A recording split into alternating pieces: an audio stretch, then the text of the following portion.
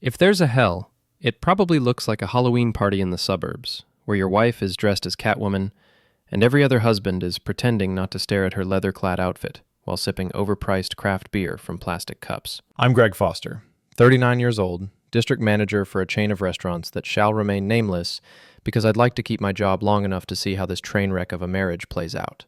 Standing in Richard's backyard, watching my wife, Alicia, work the crowd like she's campaigning for mayor of Desperate Housewives Lane, I can't help but think that life has a sick sense of humor. "Jesus, Greg, your wife looks incredible tonight," says some guy I barely know, probably Dave from 3 houses down. He's dressed as a pirate, which seems fitting since he's clearly trying to plunder someone else's treasure. "Yeah, she does," I reply, taking a long pull from my beer. Too bad the costume came with a personality change. Alicia catches my eye from across the patio and gives me that smile. The one that used to make my knees weak, but now just makes me wonder what she's planning. She's talking to Dominic Chavez, our friend Susie's husband, and the way she's leaning into his conversation makes my stomach churn. Dominic, or Tarzan, as Richard likes to call him behind his back, is everything I'm not. 6'2", factory supervisor with arms like tree trunks and a beard that would make a lumberjack jealous. He's the kind of guy who fixes his own car and probably kills his own dinner. Meanwhile, I'm the guy who calls AAA when my tire pressure light comes on. You know what I love about Halloween? Richard appears beside me, dressed as some superhero I don't recognize. Everyone gets to be someone else for a night. The question is, who are they really being? Richard's been my friend since college, one of those guys who sees everything and says just enough to make you uncomfortable. His wife Nikki is the opposite. Quiet, observant, the kind of woman who remembers your birthday and notices when you've lost weight. Speaking of being someone else, Richard continues, your wife's really embracing that whole Catwoman thing, isn't she? I watch as Alicia throws her head back laughing at something Dominic said. Susie stands right there next to them, but she might as well be invisible. My wife has this way of making everyone else disappear when she wants attention. She's just having fun, I say, but even I don't believe it. Sure she is. Hey, want to settle something for us? Tommy over there thinks Superman could take the Hulk in a fight. I say he's crazy. What do you think? This is my element, comic book trivia, the kind of useless knowledge that made me popular in high school chess club and absolutely nowhere else since. Depends which version of each character we're talking about. Classic Superman versus Savage Hulk? Superman wins on speed and tactics, but if we're talking World Breaker Hulk versus Standard Superman, see? This is why I keep you around, Foster. You know all the important stuff. But I'm not really paying attention to my own answer anymore because Alicia has moved closer to Dominic. Close enough that her hand brushes his arm when she gestures. Close enough that Susie finally notices and her smile falters just a bit. Susie Torres has been Alicia's best friend since they were kids. They're like sisters. If sisters could be more different. Where Alicia is all curves and confidence, Susie is sharp angles and nervous energy. She married Dominic right out of high school, back when his muscles were the most impressive thing about him. Now, 15 years later, they're still the most impressive thing about him. I need another beer, I announce, but Richard's already wandering off to referee the superhero debate. The kitchen is quieter, a refuge from the party noise. I'm digging through Richard's refrigerator when I hear voices around the corner. Familiar voices trying to be quiet. Can't keep doing this, Alicia is saying. Doing what? That's Dominic, and his voice has that low, rough quality that women seem to love. You know what? The way you look at me, the things you say. What things? Don't play dumb, Dom. You know exactly what you're doing. There's a pause, and I find myself holding my breath. Maybe I do. Question is, what are you going to do about it? I should walk away. I should grab my beer and go back outside and pretend I never heard this conversation. Instead, I find myself moving closer to the doorway. I'm married, Dom. So am I. Doesn't seem to stop you from flirting with me every chance you get. I don't flirt. He laughs, low and confident. Right. And I don't work out. Come on, Alicia. We both know what this is. What is? This thing between us. This tension. You feel it too, don't you? Another pause, longer this time. I don't know what you're talking about. Sure you don't. That's why you wore that costume tonight. That's why you made sure to bend over right in front of me when you were getting drinks. That's why you keep touching my arm when you laugh. You're imagining things. Am I? Tell me you haven't thought about it. Tell me you haven't wondered what it would be like. My hands are shaking now. The beer bottle feels slippery in my grip. Dom. Tell me you don't think about me when you're lying next to Greg at night, wishing you were with a real man instead of some restaurant manager who probably hasn't made you come in years. That's when I step around the corner. They're standing close. Too close.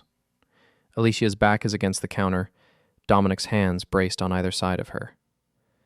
They spring apart when they see me, but the damage is done. Greg! Alicia's voice is too bright, too cheerful. We were just talking about... I heard what you were talking about. My voice sounds calm, which surprises me. Inside, I'm screaming. Dominic doesn't even have the decency to look embarrassed. If anything, he looks amused. Hey, Greg. Great party, huh?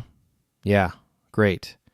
I look at my wife, this woman I've shared a bed with for 12 years, mother of my 2 daughters, and I don't recognize her. Having fun, honey?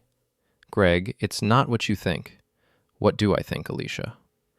She opens her mouth, closes it, looks at Dominic like he might help her out of this. Look, man, Dominic says, and his tone is casual, like we're discussing the weather. Sometimes people just connect, you know? Sometimes there's chemistry that can't be denied. Chemistry. I nod slowly. Is that what we're calling it? Greg, please, Alicia starts, but I hold up my hand. No, I want to hear this. I want to hear about this chemistry, this connection. I want to hear about how my wife of 12 years, mother of my children, has been fantasizing about the neighborhood Neanderthal. Dominic's face darkens. Watch it, Foster. Or what? You'll steal my wife? Little late for that threat, don't you think? Nobody's stealing anybody, Alicia says quickly. Dom, maybe you should go find Susie. Yeah, Dom, I say. Maybe you should go find your wife. You remember Susie, right? Short, blonde, been putting up with your bullshit for 15 years. Screw you, Greg. Dominic steps toward me, and I can smell the beer on his breath. You want to know the truth? Your wife's been unhappy for years. Years. She stays with you because she feels sorry for you. Dom, stop, Alicia whispers. But he's on a roll now. She told me all about it. How you never touch her anymore. How you come home from your little restaurant job and just sit on the couch watching TV. How she feels like she's married to a roommate instead of a husband. Each word hits like a physical blow, but I keep my face neutral. Anything else she told you? Any other intimate details about our marriage you'd like to share? Yeah, actually. Dominic grins, and it's not a nice expression. She told me she regrets marrying you. The words hang in the air between us. Alicia gasps, reaches for my arm, but I pull away. Regret what? I ask quietly. Marrying me? Or not having the guts to leave me for someone like you? Both, Dominic says, and that's when I hit him. I haven't thrown a punch since college, but apparently it's like riding a bike. My fist connects with his jaw with a satisfying crack, and he staggers backward into the kitchen island. The sound brings people running. Richard appears first, followed by Nikki and half the party. Susie pushes through the crowd and sees her husband holding his jaw. What happened? She demands. Your husband happened, I say, shaking out my knuckles. Ask him about chemistry. Alicia is crying now, mascara running down her cheeks, but I can't bring myself to care. Greg, please, let me explain. Explain what, exactly? How you've been sharing our private business with Tarzan here? How you've been planning your escape from our terrible marriage? How you regret the last 12 years of your life? The kitchen is dead silent except for the sound of her sobbing. You know what, Alicia? You're right. You should regret marrying me, but not for the reasons you think. I look around at the faces staring at us, neighbors, friends, people who will be gossiping about this for months. Good. Let them talk. You should regret it because you had something real, something solid, something that could have lasted forever. And you threw it away for what? A fantasy? A few minutes of feeling desired by someone new? I turn to leave, then stop and look back at Dominic, who's still holding his jaw. By the way, Dom, Superman would destroy the Hulk. Superior intelligence always wins over brute strength. Something you might want to remember. And with that, I walk out of the kitchen, through the party, and into the night, leaving my wife and her regrets behind. The thing about public humiliation is that it follows you home. Even when you're sitting in your childhood bedroom at your mother's house at 2 in the morning, staring at the glow-in-the-dark stars you put on the ceiling when you were 12, the shame finds you. My phone has been buzzing constantly since I left the party. Texts from Richard, missed calls from Alicia, voicemails I don't want to hear. I finally turn it off and try to sleep. But every time I close my eyes, I see that look on Dominic's face. Smug, satisfied, like he'd already won something I didn't even know we were competing for. Mom makes breakfast without asking questions, which is one of her many talents. She sets a plate of eggs and bacon in front of me and pours coffee like this is perfectly normal, like her 39-year-old son sleeps over all the time. "You want to talk about it?" she asks finally. "Not really." "Good."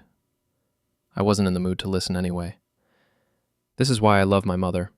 No drama, no prying, no attempts to fix things that can't be fixed. Just eggs and sarcasm, the Foster family way. My phone, which I finally turned back on, rings.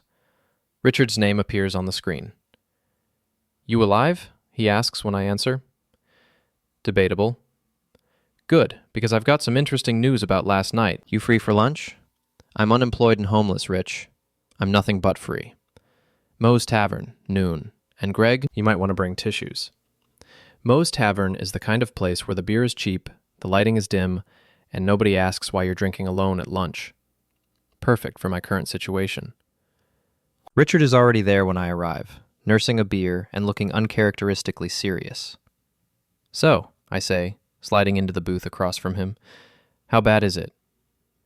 "On a scale of 1 to 10, about a 15-inch. The bartender, a woman named Karen who looks like she's heard every sob story ever invented, brings me a beer without being asked. "You look like you need this, honey." "Thanks. Make it a double." "It's beer, sweetie." It doesn't work that way. Richard waits until she's gone before leaning forward. "Okay, here's what happened after you left." Alicia had what can only be described as a complete breakdown. Crying, screaming, the whole 9 yards. Susie went nuclear on Dominic. And I mean nuclear. She threw her drink in his face and called him some names that would make a sailor blush. Good for Susie. It gets better. Or worse, depending on your perspective. Turns out, half the party heard your little kitchen confrontation. The other half heard about it within 10 minutes. By the time the cops showed up... The cops? Noise complaint from the neighbors. Anyway, by the time they got there, Alicia was sitting on my back step sobbing into Nikki's shoulder, while Dominic was in my bathroom trying to stop his nose from bleeding. "His nose?" I hit him in the jaw. Susie got him in the nose. With her purse. Apparently, she keeps a roll of quarters in there for laundry. I can't help but smile at that. Remind me to send Susie a thank you card. Here's the thing, though. After everyone left, after Nikki got Alicia calmed down enough to drive home, she said something interesting. Which was... Richard takes a long pull from his beer.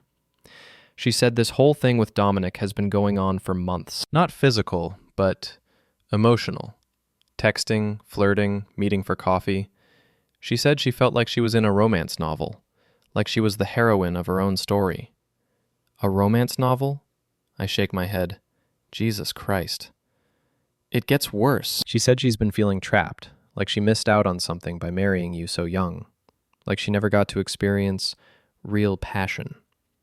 Real passion. With Dominic Chavez, the guy who thinks Budweiser is fancy beer. I'm just telling you what she said. Karen appears with another beer, even though I haven't finished the first one. Rough day, honey? Rough life. Aren't they all? You need anything else? Just holler. I watch her walk away, wondering how many men like me she's served over the years. Guys who thought they had it all figured out, only to discover their wives saw them as consolation prizes. There's more, Richard says. Of course there is. Dominic's been telling people that you sucker punched him. That he was just talking to Alicia and you went crazy, started making accusations. He's playing the victim. And people believe him? Some do. The ones who don't know you very well. But the ones who heard what really happened, they're not buying it. I think about this, about how quickly the truth gets twisted, how easy it is to become the villain in your own story. What about Susie? How's she handling all this? That's the interesting part. She's not mad at Alicia. She's furious with Dominic, obviously. But she told Nikki that she saw this coming. Said Alicia's been different lately. distracted, always checking her phone. She thinks Alicia got caught up in some fantasy and forgot that actions have consequences. So what now? Now you figure out what you want to do. You going home? Home. The word feels strange now, like it belongs to someone else's life. I don't know. Maybe. Eventually. For what it's worth, I think you handled it better than most guys would have. I mean, you only hit him once. I probably would have killed him. Thanks. That's very comforting. We sit in silence for a while, drinking beer and watching ESPN on the TV above the bar. Normal guys doing normal things, pretending their worlds haven't just imploded. You know what the worst part is? I say finally. What? Part of me saw this coming, not with Dominic specifically, but something. She's been distant for months, cold. I kept telling myself it was just a phase, that things would get better, but deep down I knew. Knew what? That she was already gone. That I was living with a stranger who looked like my wife. Richard doesn't have an answer for that, which is probably for the best. Some truths don't need commentary. My phone buzzes. A text from Alicia. We need to talk. Please come home. I show it to Richard. What do you think? I think you're going to go home whether I think it's a good idea or not. He's right, of course. Despite everything, despite the humiliation and the betrayal and the fact that my marriage is probably over, I'm still going to go home. Because that's what you do when you're married. You go home and you try to fix things, even when you know they can't be fixed. You want a ride? Richard asks. No, I'll walk. I need the time to think. Okay, but Greg, whatever happens, whatever she says, remember that none of this is your fault. You didn't make her cheat. You didn't make her fall for some other guy. She made those choices. I nod, though I'm not sure I believe him. There's always fault to go around in a marriage. Always things you could have done better, should have seen coming. The walk home takes 20 minutes. 20 minutes to prepare for a conversation I don't want to have with a woman I'm not sure I know anymore. 20 minutes to figure out what you say to someone who regrets marrying you. The house looks the same from the outside. Same brown shutters, same small front yard, same driveway where I taught my daughters to ride bikes. But something feels different, like the foundation has shifted slightly and nothing quite lines up anymore. I use my key, though part of me wondered if I should knock. This is still my house after all. My name is on the mortgage, my tools are in the garage, my coffee mug is in the dishwasher. Alicia is sitting at the kitchen table, still in her pajamas, even though it's after 2 in the afternoon. Her eyes are red and puffy, her hair pulled back in a messy ponytail. She looks younger somehow, vulnerable, and for a moment, I remember why I fell in love with her. Hi, she says quietly. Hi. Thank you for coming. I sit down across from her. The same table where we've shared thousands of meals, where we helped our daughters with homework, where we used to plan our future together. So, I say, let's talk. She takes a shaky breath. I'm sorry. About last night, about what you heard, about all of it. I'm so sorry. Okay. That's it? Just okay? What do you want me to say, Alicia? That it's fine, that I forgive you? That we can just pretend this never happened? I want you to let me explain. Explain what? How you've been having an emotional affair with our friend's husband? How you told him intimate details about our marriage? How you regret the last 12 years of your life? She flinches at each word. It's not that simple. Then make it simple for me. Because from where I'm sitting, it looks pretty straightforward. You got bored with your life, with me, and you decided to spice things up with Tarzan. Don't call him that. Why not? That's what Richard calls him. That's what everyone calls him. Or do you prefer Dom? Is that what you call him when you're texting him at night? She starts crying again, which should make me feel bad, but somehow doesn't. It just happened, Greg. We started talking at Susie's barbecue a few months ago, and he was so interested in what I had to say, in my thoughts, in me. When was the last time you asked me what I was thinking about? I ask you that all the time. No, you ask me what's for dinner. You ask me if I paid the electric bill. You ask me if I remembered to pick up your dry cleaning. You don't ask me about my dreams, my fears, my hopes for the future. And Dominic does? Yes. He sees me as more than just a wife and mother. He sees me as a woman. The words hit exactly where she intended them to, right in the center of my chest where my heart used to be. So this is my fault. I wasn't attentive enough, wasn't romantic enough, wasn't enough of a real man to keep you interested. That's not what I said. It's exactly what you said. It's what you told him too, apparently. How I never touch you anymore. How I'm like a roommate instead of a husband. She has the grace to look ashamed at that. I shouldn't have said those things.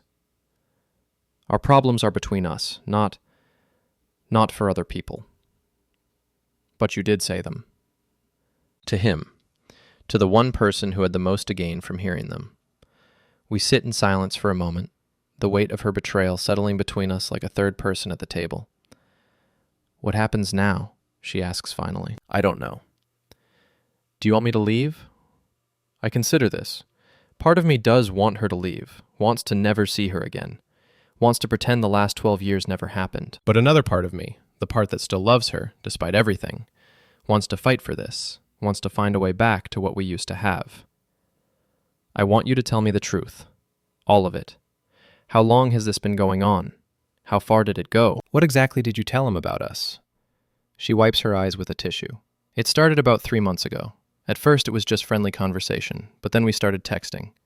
Nothing inappropriate at first, just talking. About books, movies, life. He made me laugh. I make you laugh. It's different with him. He thinks I'm funny, not just familiar. Another hit. Another reminder of how I've failed as a husband. Go on. We started meeting for coffee sometimes, when you were at work and the girls were at school. Just as friends, I swear. But then what?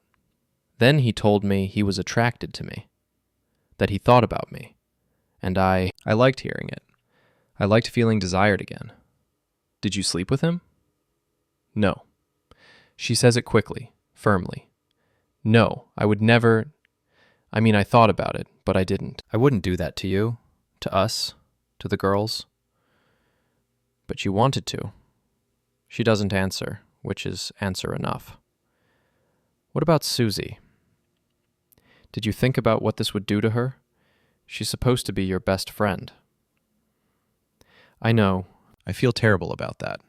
I never meant for any of this to happen. But it did happen. You made choices, Alicia. Every text, every coffee date, every conversation where you shared our private business. Those were choices. I know. And last night? What was that? What was he doing with you in Richard's kitchen? She takes a shaky breath. He said he was tired of pretending, that he wanted to be with me. He asked me to leave you. The words hit like a physical blow. And what did you say? I said I couldn't, that I was married, that we have children, that it wouldn't be right. But you were tempted. Another silence. Yes, she whispers. I was tempted. I stand up abruptly, needing to move, needing to do something with the rage that's building inside me. So where does that leave us? I don't know. I love you, Greg. I do. But I'm not happy. I haven't been happy for a long time. And you think that's my fault. I think it's both our faults. We stopped trying. We got comfortable. We became roommates instead of lovers. So what do you want? You want me to be more like Dominic? More aggressive? More primal? I want you to want me. Really want me. Not just expect me to be here because I'm your wife. I look at her sitting there in her pajamas, this woman I've shared my life with, and I realize she's right. Somewhere along the way, we stopped being lovers and became co-managers of a household. We stopped seeing each other and started seeing roles. Husband, wife, mother, father. But that doesn't excuse what she did. I can't do this right now, I say. I need time to think. How much time?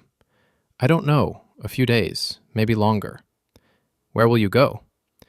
Richard's, maybe, or back to my mom's. Does it matter?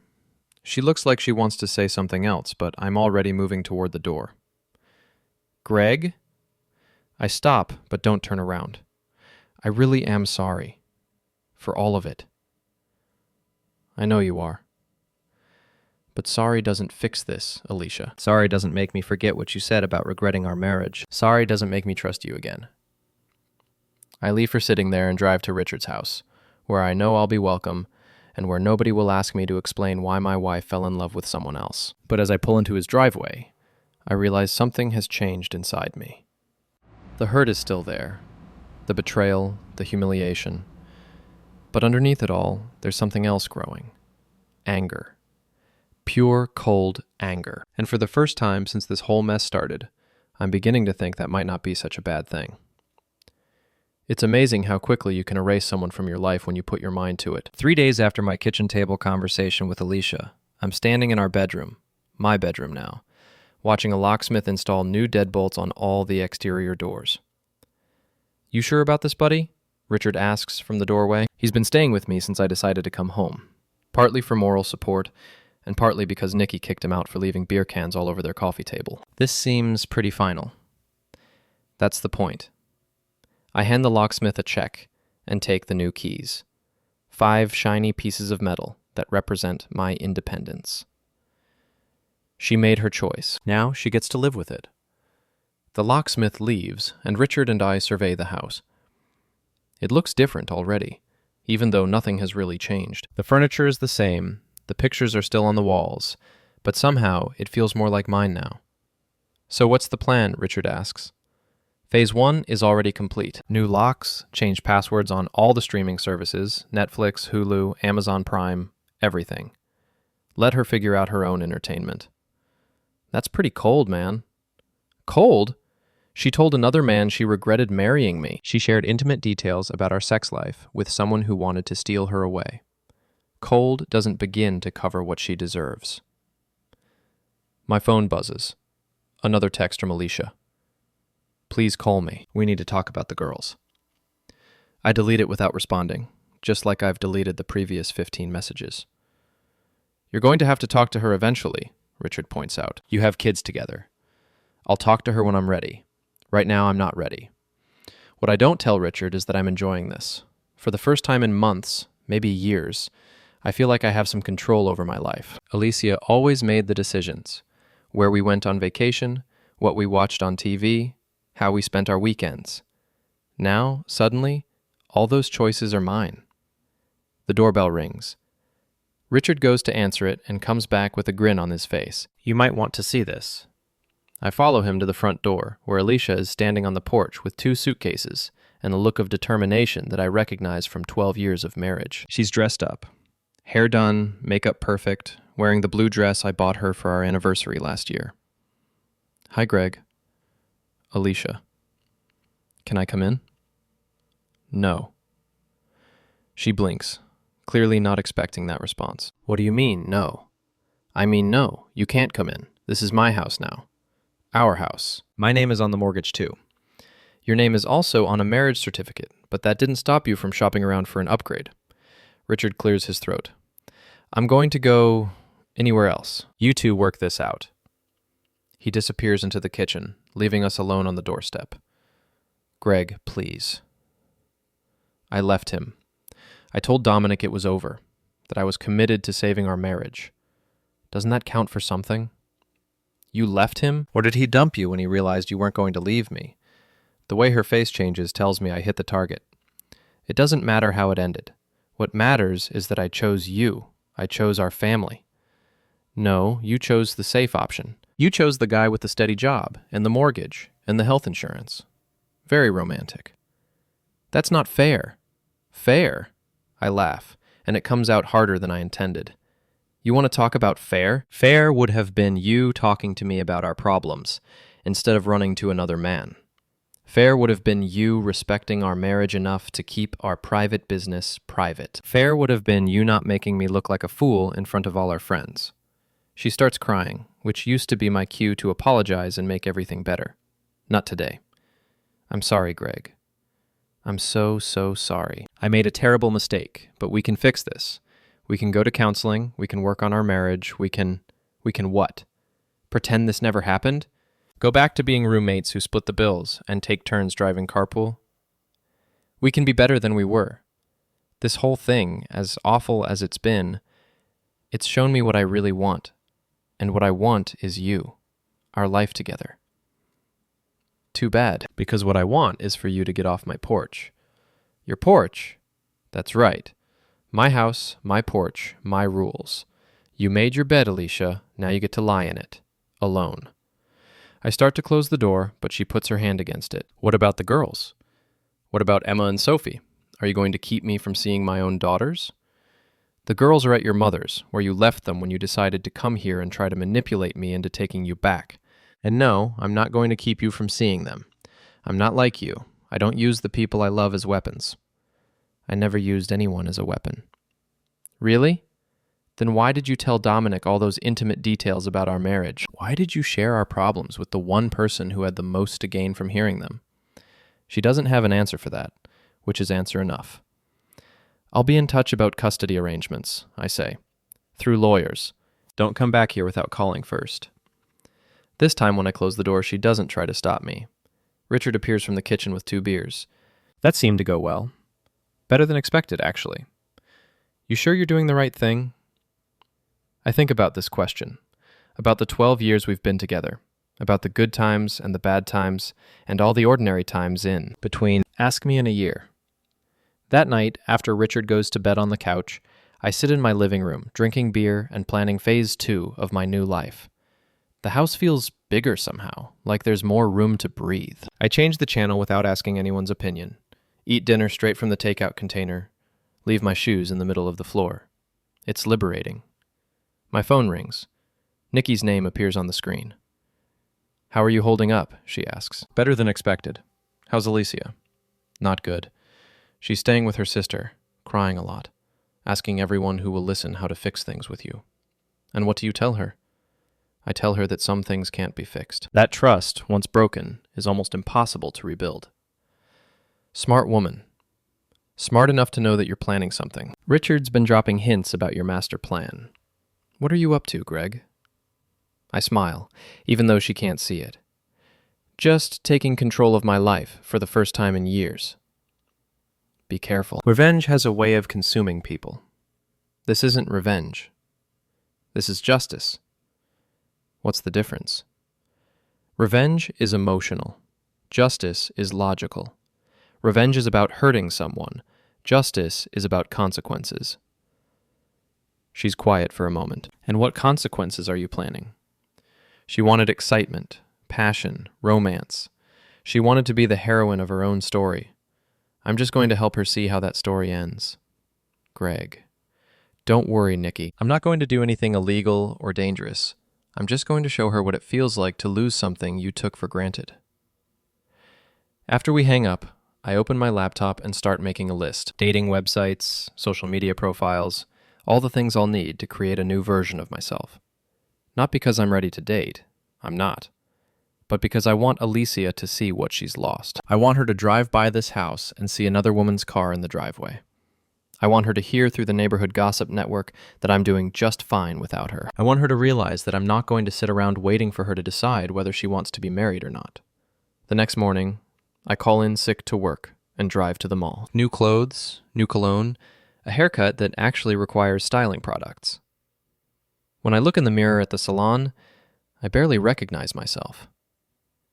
Big date? The stylist asks. Something like that. That evening, I'm sitting on my front porch with a beer when my neighbor Dave walks by, walking his dog. Hey, Greg. Heard about you and Alicia. Sorry, man. Thanks, but honestly, I'm doing great. Better than I have in years. Really? Really. Sometimes you don't realize how unhappy you were until you get a chance to be happy again. He nods like he understands, though I doubt he does. Dave's been married to the same woman for 20 years and still looks at her like she hung the moon. You dating yet? Starting to. There's this woman I met online, Sarah. She's coming over for dinner tomorrow night. This is a lie, but Dave doesn't need to know that. That's great, man. Good for you. After he walks away, I sit on the porch for another hour, watching the neighborhood wind down for the night. Lights coming on in windows. Families gathering for dinner. The normal rhythm of suburban life. Somewhere across town, Alicia is probably sitting in her sister's guest room, wondering how her life fell apart so quickly, wondering if I'll take her back, if we can fix our marriage, if she made the biggest mistake of her life. The answer to all those questions is no. But she doesn't know that yet. My phone buzzes. A text from an unknown number. This is Sarah from the dating app. Looking forward to dinner tomorrow. What can I bring?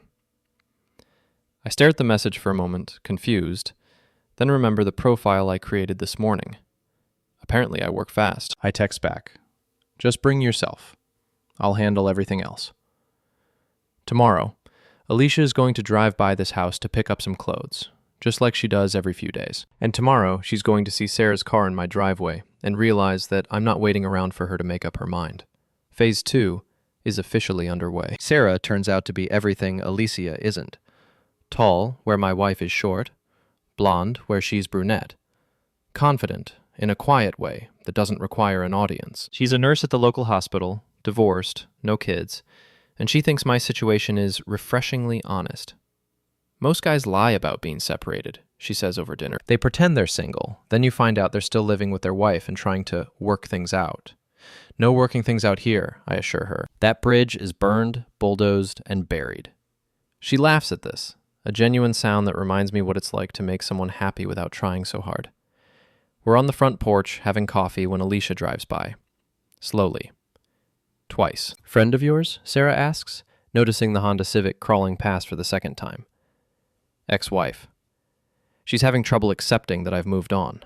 How long have you been separated? About a week. Sarah raises an eyebrow. That's fast. When you know it's over, it's over. No point pretending otherwise. The third time Alicia drives by, she parks across the street and gets out of the car. She's wearing jeans and a t-shirt, no makeup, hair in a ponytail. The exact opposite of how she dressed when she came to beg for forgiveness. Greg? She calls from the sidewalk. Can we talk? Sarah looks at me questioningly. Want me to leave? No, stay right where you are. I stand up and walk to the edge of the porch. What do you want, Alicia? I want to talk to my husband. Your husband is busy. Maybe you should call first next time. She looks at Sarah, then back at me. Who is she? A friend. A friend. Already? It's been a week, Greg. 1 week. And in that week, I've remembered what it's like to spend time with someone who actually wants to be with me. Someone who doesn't spend her days texting other men and complaining about how unsatisfying her marriage is. Alicia's face goes red. You're doing this to hurt me. I'm doing this because I want to, because for the first time in years, I'm making choices based on what makes me happy, instead of what keeps the peace. What about our marriage? What about 12 years together? What about the girls? What about them? You didn't think about any of that when you were having your emotional affair with Dominic. You didn't think about the girls when you told him you regretted marrying me. Sarah shifts uncomfortably in her chair. Maybe I should go. No, I say firmly. Stay. Alicia was just leaving. I'm not leaving until we talk. Privately. Then you're going to be standing there all night. We stare at each other across the yard. 12 years of marriage reduced to this. A standoff on a suburban street with my new girlfriend as a witness. Fine, Alicia says finally. But this isn't over, Greg. We have children together. We have a life together. You can't just throw that away because you're angry. Watch me. She gets back in her car and drives away, but not before giving Sarah a look that could melt steel. Well, Sarah says after she's gone, that was intense. Sorry about that. She's having trouble adjusting to the new reality. Which is that actions have consequences, that you can't betray someone and then expect them to wait around while you figure out what you want. Sarah studies my face in the porch light. You're angrier than you're letting on. Wouldn't you be? Probably. But anger can make you do stupid things. Like what? Like moving too fast with someone new just to prove a point. She's not wrong, but I'm not ready to admit it. Are you having second thoughts? About dinner? Number. About being part of whatever game you're playing with your ex-wife? Maybe. I sit back down next to her. It's not a game, isn't it? The timing, the public display, the way you made sure she saw us together, it feels like a game to me.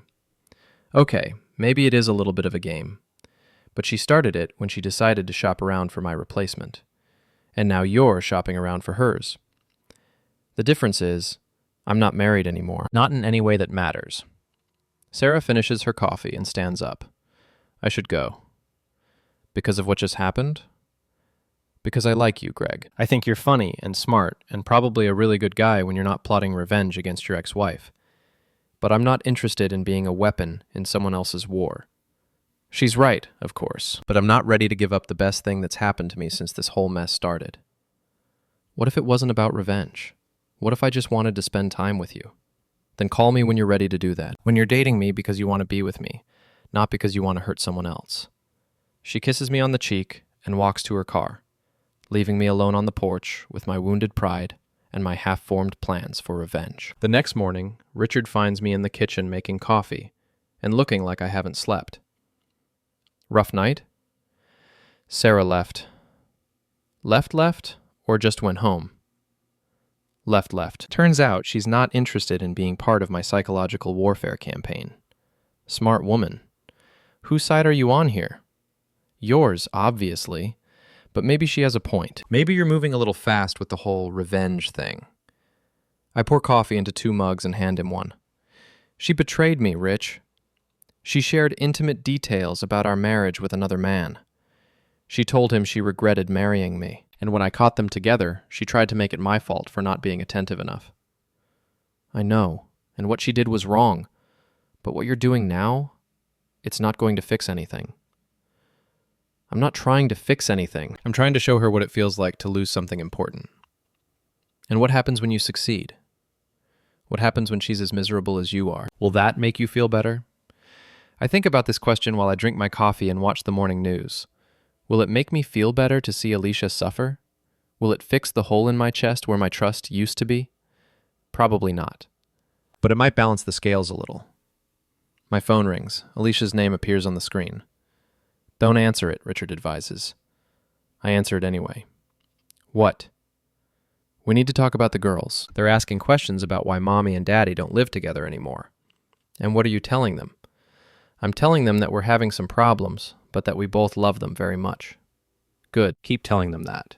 Greg, they want to come home. They want their family back together. Their family is together. It's just in 2 different places now. That's not what they want. Well, they can't always get what they want. That's a lesson you should probably teach them, since you obviously never learned it yourself. That's not fair.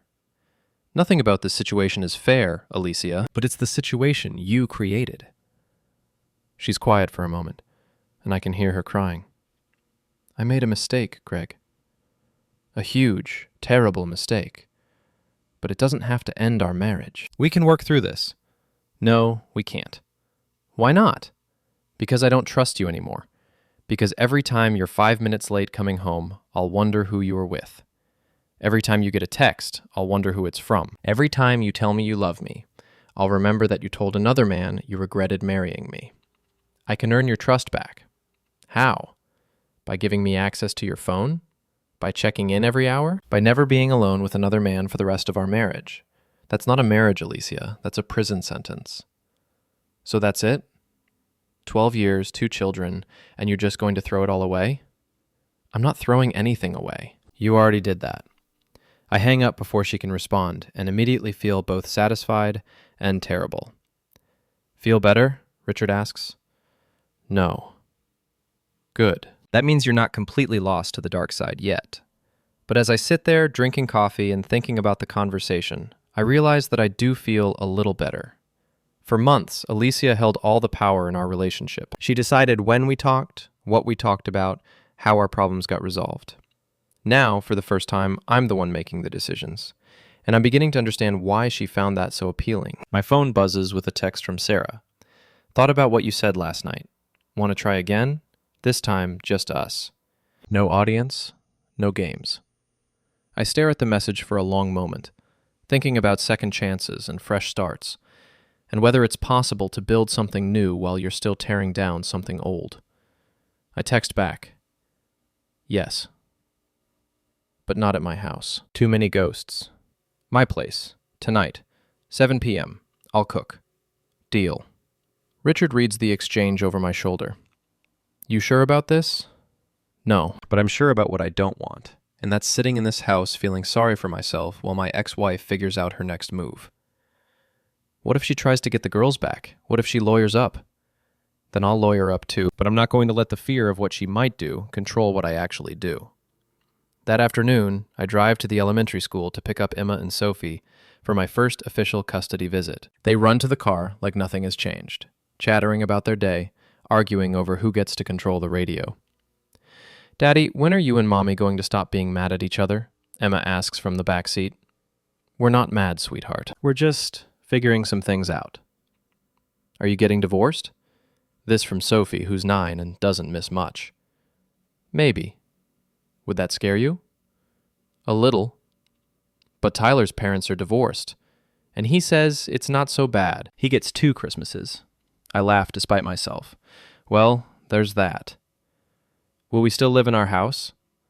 "You'll live wherever you're happiest. That might be with Mommy, or with me, or maybe some of both." "Can we live with you tonight?" "Not tonight, but soon, okay?" I drop them off at Alicia's sister's house, where my ex-wife is waiting on the front porch. She looks tired, older somehow, like the last week has aged her years instead of days.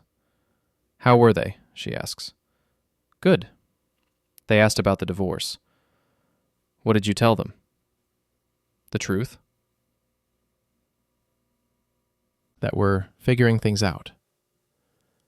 She nods, looking like she wants to say something else, but isn't sure how. "Greg? That woman last night. What about her?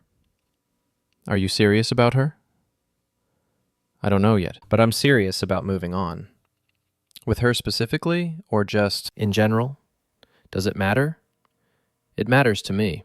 I look at her standing there in her sister's doorway, this woman I've shared my life with, and I feel something I haven't felt in days. Pity. Alicia, what did you think was going to happen? Did you think I was going to sit around waiting for you to decide whether you wanted to be married or not? I hoped. You hoped what? That I'd fight for you? That I'd compete with Dominic for your attention? That I'd prove my love by begging you to stay? Maybe. Well, I'm not going to do that. I'm not going to audition to be your husband. Either you want to be married to me, or you don't. And based on your actions over the last few months, it's pretty clear which one it is. I do want to be married to you. No, you want to be married to the idea of me. You want the security, the stability, the father for your children. But you don't want me. If you wanted me, you wouldn't have gone looking for excitement somewhere else." She starts crying again, but this time I don't feel the urge to comfort her. "I have a date tonight," I say, "with a woman who actually wants to spend time with me, who doesn't see me as a consolation prize or a backup plan. And you know what? It feels pretty good." I get back in my car and drive away, leaving her standing there with her tears and her regrets. That night, at Sarah's apartment, we cook dinner together and talk about everything except my ex-wife. She tells me about her job, her family, her dreams of traveling to Italy. I tell her about my work, my daughters, my love of old movies. It's normal. It's easy. It's everything my marriage hasn't been in years. "This is nice," she says as we clean up the dishes. "Yeah, it is. No drama, no games, no ex-wives driving by. Just 2 people getting to know each other." She smiles at this. "I like getting to know you, Greg Foster." "I like getting to know you too, Sarah Chen." Wait, Chen. That's one of the forbidden names for my instructions. Let me correct that. "I like getting to know you too, Sarah Mitchell." And for the first time in weeks, I feel like myself again. Not the wronged husband, not the vengeful ex, not the victim of someone else's choices. Just me. It's a good feeling. But as I drive home that night, I can't shake the image of Alicia standing in her sister's doorway, looking lost and broken and alone. Good, I tell myself. Now she knows how it feels. But even as I think it, I'm not entirely sure I believe it. The call comes at 6:30 on a Tuesday morning, jarring me out of the first decent sleep I've had in weeks. Richard's name flashes on my phone screen. "You need to get over here. Now." "What's wrong?" "Just get over here. And Greg, you might want to bring a lawyer." I throw on clothes and drive to Richard's house, my mind racing through possibilities.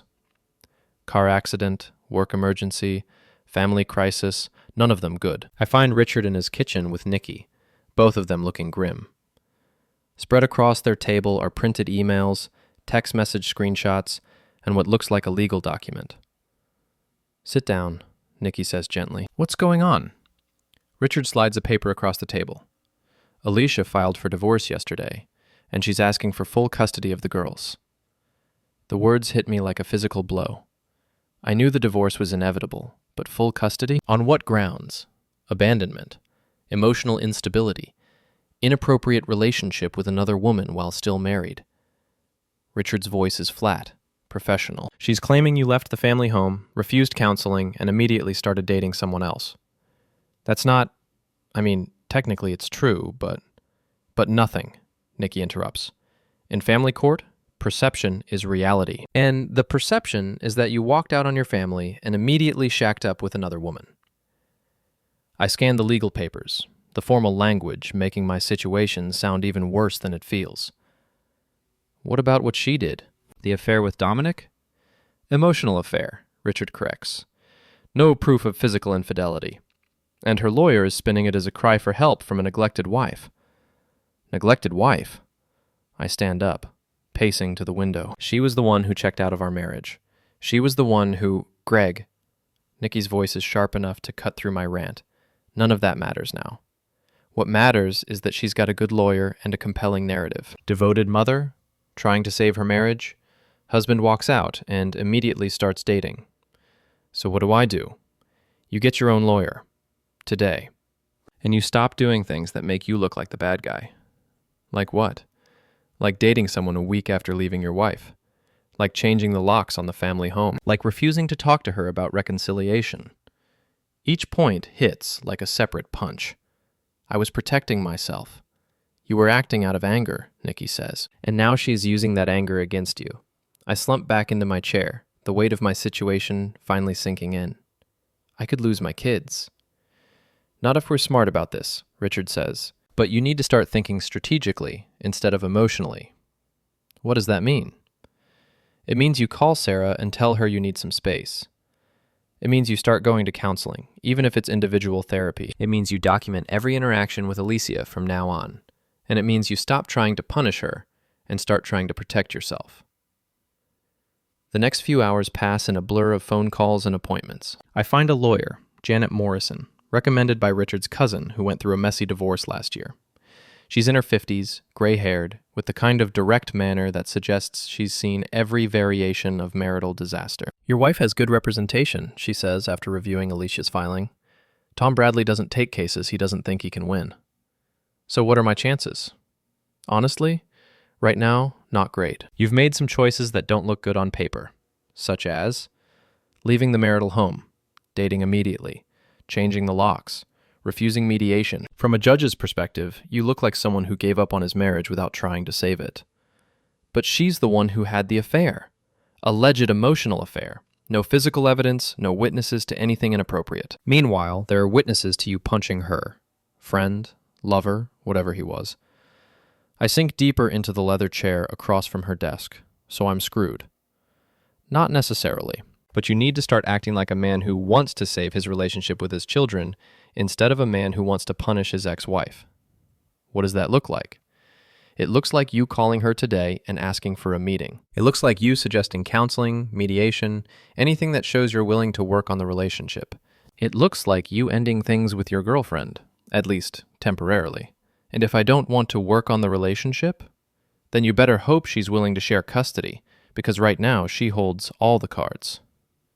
I leave Janet's office, feeling worse than when I arrived. The righteous anger that's been sustaining me for weeks suddenly feels like a luxury I can't afford. My first call is to Sarah. "Hey," she says, and I can hear the smile in her voice. "I was just thinking about you. We need to talk." The change in my tone registers immediately. That doesn't sound good. Alicia filed for divorce. She's asking for full custody. Oh, Greg, I'm sorry. My lawyer says our relationship isn't helping my case. She thinks I should focus on my kids right now. There's a long pause. Are you breaking up with me? I'm asking you to wait. Give me some time to figure this out, to get my custody situation settled. Then maybe we can try again. How long? I don't know. A few months? Maybe longer? Another pause. Greg, I like you. I really do. But I'm not going to put my life on hold while you fight a war with your ex-wife. I understand. Do you? Because I don't think you realize what you're asking. You're asking me to wait around while you prove to a judge that you're a good father, while you maybe try to reconcile with your wife, while you figure out what you actually want. I want my kids. I know you do. And I hope you get them. But I can't be part of this anymore. After she hangs up, I sit in my car in the parking lot of Janet's office building, feeling more alone than I have since this whole mess started. Sarah was right. I was asking too much. But losing her feels like losing the one good thing that came out of my marriage falling apart. My second call is harder. Greg? Alicia sounds surprised to hear from me. We need to talk. About the divorce papers, about the kids, about all of it. Okay. When? Tonight. Can you come to the house? Your house, you mean. Our house. It's still our house until a judge says otherwise. She arrives at 7, looking nervous and overdressed in a way that suggests she's treating this like a job interview, which, I suppose, she is. Thank you for calling, she says as I let her in. Thank you for coming. We sit in a living room, the same room where we used to watch movies together, where we helped the girls with homework, where we planned our future. Now it feels like a conference room, formal and cold. I saw the custody request, I say. My lawyer thought it was best to ask for everything and negotiate down. Full custody, Alicia? Really? I'm their mother. They need stability right now, not to be shuffled back and forth between two homes. I'm their father. They need me too. Then why did you leave? I left you, not them. It's the same thing, Greg. You can't leave a marriage and expect the kids not to be affected. We stare at each other across the coffee table. 12 years of shared history reduced to legal strategy and custody negotiations. What do you want? I ask finally. I want our marriage back. I want our family back. I want to fix what I broke. And if that's not possible, then I want what's best for Emma and Sophie, which is living with their mother in a stable environment. You think I can't provide a stable environment? I think you're dating someone you met a week after leaving your wife. I think you changed the locks on our house and refused to talk to me for days. I think you're angry and hurt and not making the best decisions right now. She's not wrong, but hearing it from her makes it worse somehow. What would it take, I ask. What would what take? For you to agree to joint custody. 50-50, alternating weeks, whatever. What would it take? She considers this, and I can see her lawyer's coaching in the careful way she phrases her response. I'd need to see that you're committed to being a stable presence in their lives. That you're not going to introduce them to a parade of girlfriends. That you're going to put their needs ahead of your desire for revenge against me. I don't want revenge. Don't you? The locks, the girlfriend, the way you've frozen me out, none of that feels like revenge to you? I want to argue, but she's right. It was revenge. Petty and satisfying and ultimately self-destructive. What if I agreed to counseling? I ask. Individual counseling? Both. Individual and couples. Her face changes. Hope creeping in around the edges. You'd be willing to try couples counseling? If it means I get to keep my relationship with my daughters, yes. And the girlfriend? Already ended. Because of the custody case? Because it wasn't fair to her. She deserves better than being caught in the middle of our mess. Alicia nods slowly. What about us? What about our marriage? This is the moment I've been dreading. The question I'm not sure I can answer honestly. I don't know, Alicia. I honestly don't know if we can fix this. But you're willing to try? I'm willing to try to figure out if it's possible. For the girl's sake, if nothing else. And for our sake? I look at her sitting there, this woman I've loved and hated and everything in between over the last few weeks, and I realize I don't know what I feel anymore. Maybe, I guess we'll find out. She starts crying then. Not the manipulative tears I've grown used to, but genuine relief and gratitude. Thank you, she whispers. Thank you for giving us a chance. Don't thank me yet. This doesn't mean everything goes back to the way it was. This doesn't mean I forgive you, or trust you, or want to be married to you. This just means I'm willing to see if any of those things are possible. I understand. Do you? Because I need you to understand that I'm doing this for Emma and Sophie. If it turns out that we can't fix our marriage, I need to know that you won't use that against me in court. I won't. I promise. Get it in writing. Have your lawyer draw up an agreement. We try counseling for 6 months. If it doesn't work out, we agree to joint custody with no accusations of abandonment or instability. Okay. And Alicia? No more secrets. No more private conversations with other men. No more sharing our business with people who aren't our therapist. If we're going to try this, we're going to do it honestly. Yes. Absolutely. After she leaves, I call Janet Morrison and tell her about our conversation. Smart move, she says. Get that agreement in writing as soon as possible. And Greg, don't get your hopes up about the marriage. Focus on the custody arrangement. That's what really matters here. She's right, of course. But as I sit in my empty house, thinking about the next 6 months of counseling and negotiation and careful conversation, I can't help but wonder if maybe, just maybe, there's something left worth saving. Or if I'm just setting myself up for another round of heartbreak. The next morning, I wake up to find an envelope slipped under my front door. Inside is a handwritten letter from Alicia. 3 pages of apologies and promises and declarations of love. At the bottom, she's written, I know I don't deserve another chance, but I'm grateful you're willing to give me one. I won't waste it. I read the letter twice, then fold it carefully and put it in my desk drawer next to the divorce papers. 6 months.